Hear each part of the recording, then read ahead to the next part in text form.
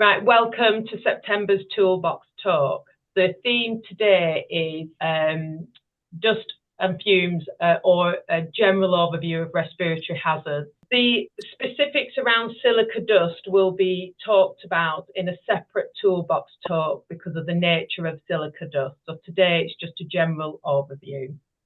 Okay, so the slides should be changing. So today's Toolbox Talk, we will be looking at, by the end of it, you will be more familiar with sources of harmful dust and fumes in construction. And if you're not more familiar, it will just be reiterating what you already know. So I appreciate that there's a broad spectrum of people in the session today. We'll be looking at the health risks associated with breathing in dust and fumes. We will be considering our respiratory protective equipment, known as RPE, and how to use it effectively. And then we'll be looking at, or we'll be considering what to do if we have any concerns, and more importantly, what to do if you have any practical solutions to some of the issues, health and safety issues that you might face on site. So just the reason why this kind of conversation is important is because your health now and in the future is really important. And we know that in construction, you will be exposed to fumes, dust and vapours and so on that may cause health-related issues. And they're significant enough for us to act now to protect you now and in the future. So that's why we're looking at this kind of toolbox talk today. So the image on your screen looks a bit weird, but that's the inside of a lung. And it's a healthy lung and it's lovely and pink. And you can see all the little air pockets, and they're where your air sits in your alveoli. So they're the kind of anatomical structures that can become impaired if we don't protect our lungs. The air bubbles are really important because what wraps around each of those little pockets is a group of capillaries, a set of capillaries, and that's where your gas will exchange. So you'll exchange oxygen for carbon dioxide. So conversely, the flip side of that is, and this is an example of a mild and severe lung that's got silicosis. So silicosis is a long-term respiratory disease related to silica dust. And you can see that this heavily black one here, you can see all those pockets of air bubbles that looks lovely and pink here are now clogged with dust, and that's a permanent damage. And this is a mild version of it. So this is what we're trying to prevent, trying to raise awareness so that you choose the right time to wear your mask so that this doesn't happen. And it's worth, so we've got, you'll be very familiar with some of these. So this is a broad selection of some sources of harmful dust and fumes, not all specific to the electrical installation, the work that you guys do. So we've got cutting, sanding and grinding, welding and gases on cutting metals, working with lead, burning off lead-based plates and stripping out fibrous materials such as asbestos and fiberglass. Now, the reason why you need to have that insight into all of those things is because you work in a multi-trade environment. So the construction site, it's not just what you do, it's what the chaps do at either side of you and the other activities around site.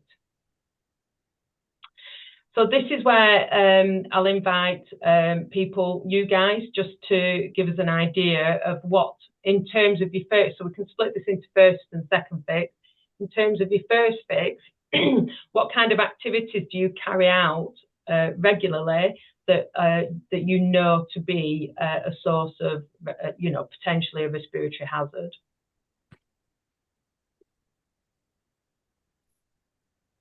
Drilling out. Was that Hamish? Yeah. Thanks, Hamish.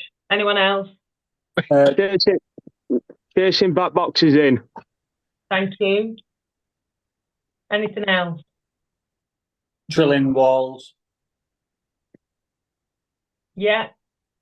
Give me one more. I'm sure there's more in first fix. Drilling out for outside lighting. Okay, brilliant. So we've got, I think you will all be aware of this, but remember we've got very new starters in the group today, and this will be really useful information for them.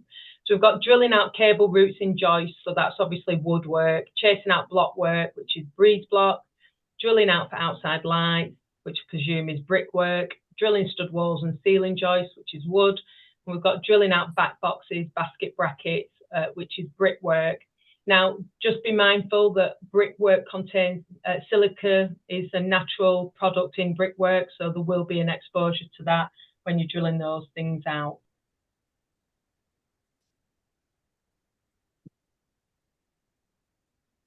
Put in plasterboard. Plasterboard, Okay. brilliant. Plasterboard's a good one. Is that Oscar? Yeah. Thanks, Oscar. Can I have another for second fix? Drilling downlights. Drilling Brilliant. card. Downlights, yeah. And downlights is another really good one. So the plasterboard, acknowledging the plasterboard is really important because plasterboard doesn't contain silica, but sometimes the joints in between where one board connects to another can contain compounds that could be hazardous. So just bear that in mind in terms of the work that you're doing.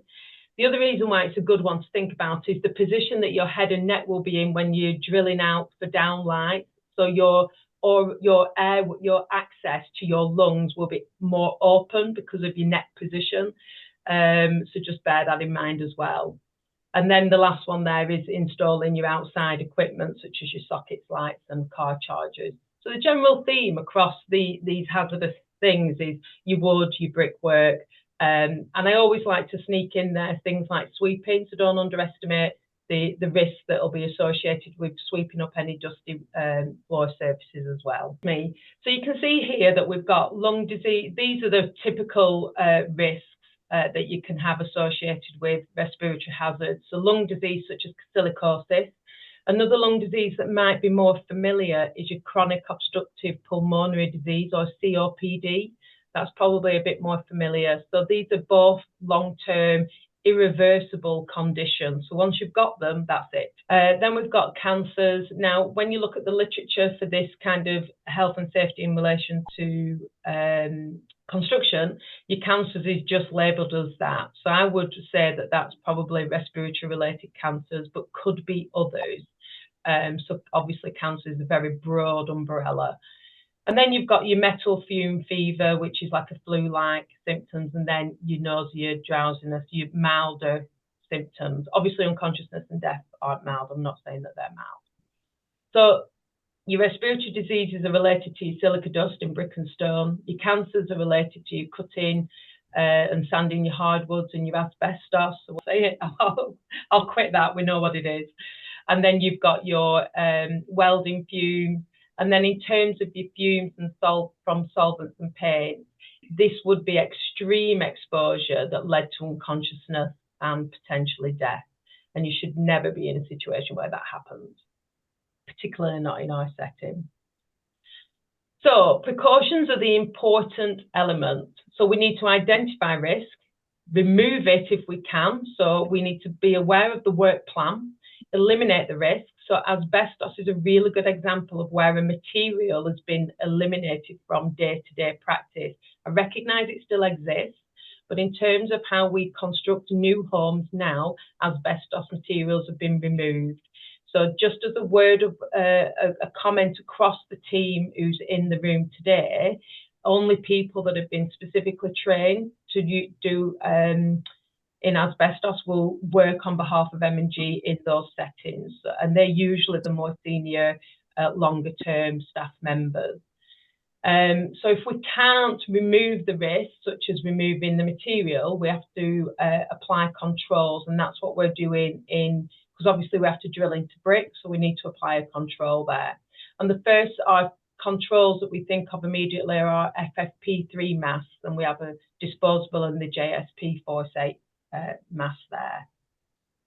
And then in terms of fumes, obviously avoid lead-based substances. And we only use a really small amount of solvents, but when you do use solvents or any, your WD-40 or I think there's, is it like a glue, an adhesive that's used sometimes, make sure Conduit glue. Pardon? Conduit glue. The conduit glue, thank you. Then just make sure that you're using that in a well-ventilated area. So your masks are mandatory when you are conducting dust generating activities. So your first line will be the FFP3 mask, which is the, can you see all that slide? Can you see the masks and the text? Yeah. Just checking, yeah. Okay, so your FFP3 disposable mask will be the first line, and you must be fit tested for these. The masks should be available on every site, and if you've got any supply chain issues with those masks, you need to raise them before you run out. You need to be able to use them as and when you require them. I think everybody's fit tested, but if you're not, please come and speak to me or Warren, and we'll sort that out. The next one that we have is a reusable JSP 48, which is second line, unless it's your preference to wear that. And the beauty of this is that the fit test is a simpler test. You can see the image on the screen, the photo there of Jensen. That's part of the fit test. And you basically just nod your head up and down and right and left to check that press check, and then you're good to go. So it is a good resource. Oh, there they are. That's what I was looking for. Okay, so facial hair and our respiratory protective equipment. So facial hair isn't permitted when you need to use respiratory protective equipment, and the reason for that is, as you will know from your biology days, if you've got hair, it's designed to stand up away from your skin, and it's a source of heat and warmth for the body. So that's how it works. If your hair stands up, that will create a gap between you and the mask and will put you more at risk of exposure to respiratory particles. So we need to make sure that we're clean shaven, that we can wear our RPE when we're doing dust generating activities, and that we can wear our RPEs safely. This is becoming more and more topical across the construction industry, and we have seen some instances where people have been declined access to site. So just bringing that to the forefront of our minds. So health and safety is a collaboration of the construction industry, us as subcontractors, and you as electricians that are out there on the front line. It's really important that we connect those dots to keep everybody safe. So there's a few sources of information. You can access the HSE website. That's a really good source of information. You can contact us in the office if you have any concerns. But more importantly, if day to day there's a health and safety issue that you think actually this could be done better or differently, then please bring that idea to us in the office, and we'll definitely look into it and work with you on that. So just coming to the end there, we have looked at our sources of harmful dust and fumes. Remember, it's important that you're not just thinking about what you do day to day, you're thinking about other people in your work environment. We've had a look at the health risks related to breathing, and we've talked about them not necessarily manifesting themselves now, but perhaps in our future. So prevention is really important. We've looked at the control measures, which is our first line is our face mask. We've looked at the impact of facial hair and what we can do if we've got any concerns or ideas around health and safety. That brings us to the end of that toolbox talk.